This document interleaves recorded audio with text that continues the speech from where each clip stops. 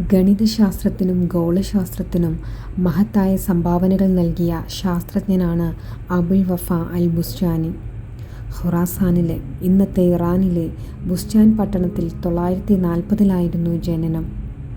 മുഴുവൻ പേര് മുഹമ്മദ് ഇബ്നു യഹ്യ അൽ ബുസ്റ്റാനി.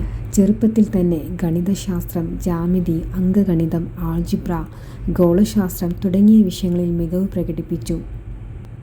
959 ഇറാഖിലേക്ക് പോയി. 19-ാം വയസ്സിൽ ബാഗ്ദാദിൽ താമസമാക്കുകയും ചെയ്തു. അവിടെ പ്രമുഖ ശാസ്ത്രജ്ഞന്മാരുമായി സഹകരിച്ച് പ്രവർത്തിച്ചു. ബുയ്യിദ് ഭരണാധികാരികളുടെ പിന്തുണ അദ്ദേഹത്തിന് ലഭിച്ചിരുന്നു. ഗോളീയ ത്രികോണമിതിയിൽ നിർണായകമായ കണ്ടുപിടുത്തങ്ങൾ നടത്തി. അനേകം ത്രികോണമിതി സമവാക്യങ്ങൾ രൂപീകരിക്കുകയും ഗോളാകൃതിയിലുള്ള ത്രികോണങ്ങൾ പഠിക്കാൻ സൈൻ നിയമം ആവിഷ്കരിക്കുകയും ആകാശ നിരീക്ഷണത്തിനായി മതിൽ ക്ലോഡന്റ് ആദ്യമായി നിർമ്മിക്കുകയും ചെയ്തു. ബിസിനസ്സുകാർക്ക് ഉപകാരപ്രദമായ ഗണിതശാസ്ത്ര ഗ്രന്ഥത്തിൽ നെഗറ്റീവ് സംഖ്യകൾ ആദ്യമായി ഉപയോഗിച്ചു. സ്വീക്കൻ, കൊസീക്കൻ ഫംഗ്ഷനുകൾ അവതരിപ്പിക്കുകയും ചെയ്തു.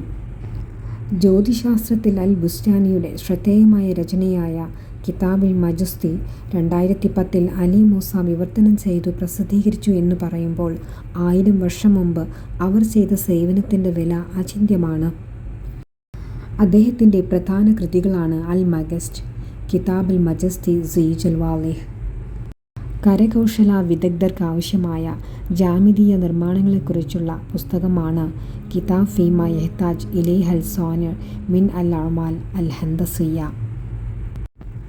ലേഖകർക്കും ബിസിനസ്സുകാർക്കും ഗണിതശാസ്ത്രത്തിൽ അനിവാര്യമായി വരുന്ന കണക്ക് സംബന്ധിയായ ഗ്രന്ഥമാണ് കിതാബ് ഫീമ യഹ്താജ് ഇലൈഹൽ കിതാബ് വൽ അഅ്മാൽ മിൻ ഇൽം അൽ ഹിസാബ്.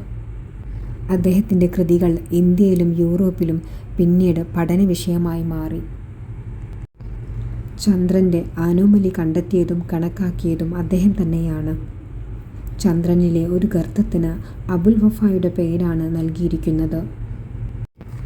അൽ കാമിൽ ഫി അൽ ഹിസാബ് എന്ന കൃതി ഗണിതത്തിലെ സമഗ്രമായ ഒരു പുസ്തകമാണ്.